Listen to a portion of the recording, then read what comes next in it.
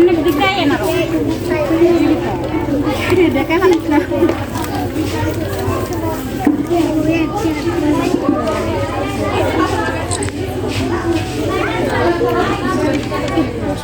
এই স্বীকৃতি অর্জন করেছ। বৃত্তি শুধুমাত্র একটি পুরস্কার নয়, এটির মধ্যে রয়েছে তোমার ভবিষ্যৎ সম্ভাবনার স্বীকৃতি।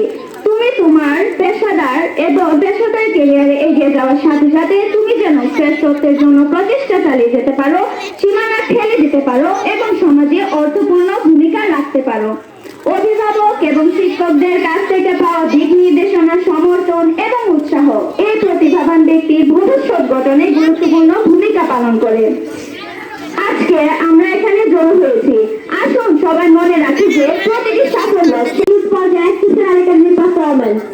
Education is the foundation of a brighter future, and the students we are honoring today have not only a sense of scholarship, but also a desire of knowledge and determination. They have worked tirelessly to face challenges, remain focused on their goals. Their success is a testament to their perseverance and it serves as an inspiration to all of us. To the awarders, I want to say, you have earned this recognition through your dedication and hard work. This scholarship is not just an award, it is a recognition of the potential that you possess. As we work forward in your academic and professional careers, may you continue to strive for excellence, push progress, and make a meaningful contribution to society. To the parents and teachers, your guidance, support, and encouragement have played a crucial role in shaping of this talented individuals. This achievement is not yours as it is theirs, and we are grateful for your continuous commitment to education and development. As we gather here today, let us remember that every success is built upon a foundation of challenges, failures, and most importantly, the courage to keep going. The future, প্রিয় শিক্ষার্থীরা, এবং আমার কোনো সন্দেহ নেই যে তোমরা আমাদের গর্বিত করতে থাকবে। আবারও সকল বৃত্তি প্রাপকদের অভিনন্দন। আমি তোমাদের ভবিষ্যৎ প্রচেষ্টায় তোমাদেরকে শুভকামনা করি। তোমাদের যাত্রা সাফল্য, সুখ এবং বৃদ্ধিতে পূর্ণ হোক।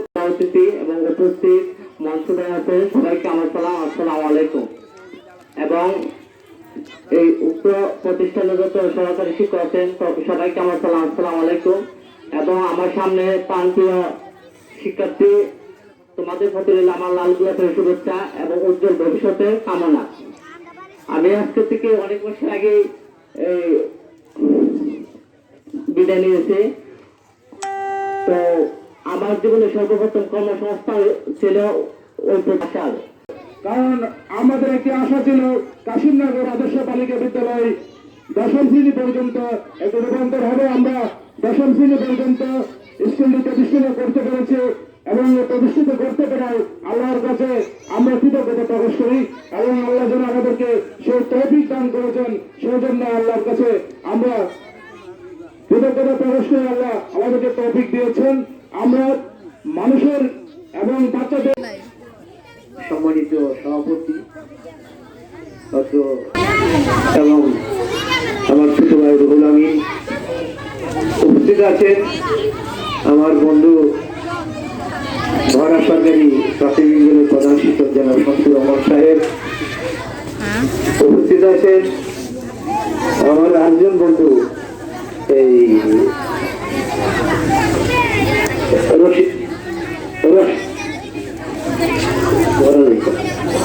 আব্দুর রশিদ, ভরা সরকার প্রাথমিক বিদ্যালয়ের প্রধান শিক্ষক, উপস্থিত আছেন